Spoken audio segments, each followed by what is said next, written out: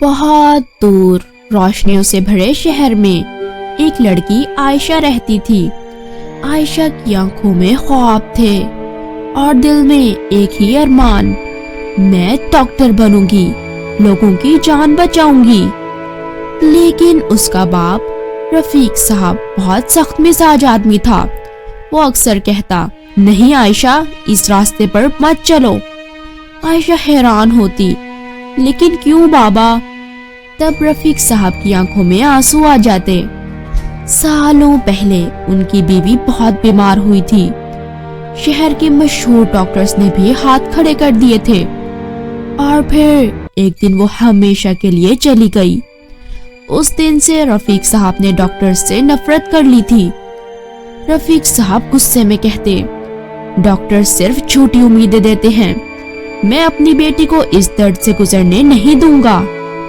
لیکن عائشہ کا خواب زندہ تھا۔ وہ چھپ چھپ کر شہر کے ایک بزرگ حکیم کے پاس جانے لگی۔ وہ اسے کہتا، بیٹیاں علم کی روشنی ہوتی ہیں، تم ایک دن شہر کا فخر بنو گی۔ روز شام کو عائشہ جڑی بوٹیاں پہچاننا سیکھتی، دوائی بنانا سیکھتی، مرض سمجھنا سیکھتی۔ اس کی انگلیوں میں جیسے جادو تھا۔ مگر رفیق صاحب کو شک ہونے لگا کہ آخر یہ روز کہاں جاتی ہے۔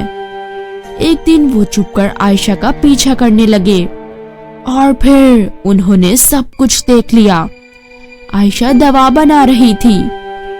گھر آ کر رفیق صاحب گرج اٹھے، بس آج کے بعد گھر سے باہر قدم بھی مت رکھنا۔ عائشہ رو پڑی، بابا میری زندگی مت چھینیے۔ مگر دروازہ بند ہو چکا تھا۔ پھر ایک دن خبر آئی، حکیم سلمان اس دنیا سے جا چکے ہیں۔ عائشہ پھوٹ پھوٹ کر رونے لگی۔ عائشہ بولی، آپ نے مجھ پر یقین کیا تھا۔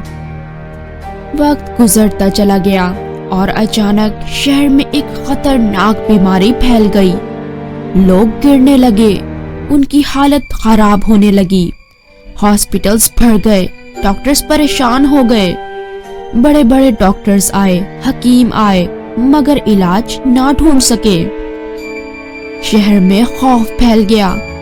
اسی بیماری نے بادشاہ کے بیٹے شہزادے ایان کو بھی پکڑ لیا۔ بادشاہ چیخ اٹھا، میرے بیٹے کو بچا لو۔ انعام رکھا گیا، مگر کوئی کام نہ آیا۔ عائشہ نے یہ سب سنا۔ اس کا دل چیخ اٹھا، میں جانتی ہوں اس کا علاج۔ وہ باپ کے پاس گئی، بابا مجھے جانے دیں۔ رفیق صاحب سختی سے بولے، تم بھی فیل ہو جاؤ گی۔ عائشہ نے آنسوؤں کے ساتھ کہا، اگر کوشش نہ کی تو زندگی بھر افسوس رہے گا۔ ایک لمبی خاموشی۔ پھر رفیق صاحب بولے، جاؤ، لیکن یاد رکھنا مجھے تم سے کوئی امید نہیں ہے۔ عائشہ شہر کے ہاسپٹلز پہنچی۔ اپنی بنائی ہوئی اس نے دوا نکالی اور وہ مریضوں کو پلانے لگی۔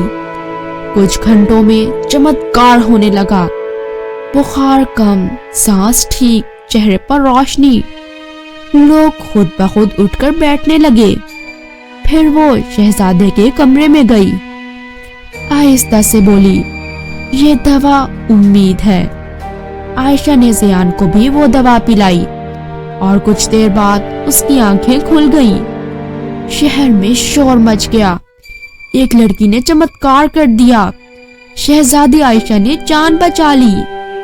بادشاہ نے اعلان کیا، آج سے یہ میری بیٹیوں جیسی ہے۔ Gold medals, certificate, scholarship.